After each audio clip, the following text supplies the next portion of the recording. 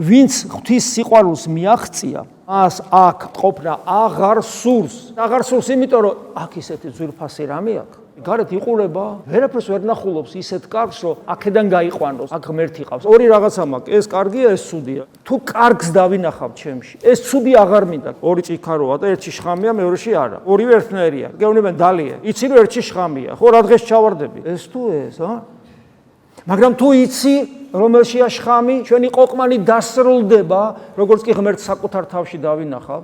ასეთ ადამიანს სიკვდილის აღარეში, არა თუ არაშინია, მას უნდა ამ სიყვარულმა, რომელიც ღვთისადმია, განდევნა შიში ფიზიკური გარდაცვალებისა, თვით მოწამეობრივი ღვაწლისა და განდევნა შიში საჯულის წინაშე წარსდგომისა, სიყვარული აქვს უკვე ღმერთისადმი, რას ნიშნავს სიყვარული?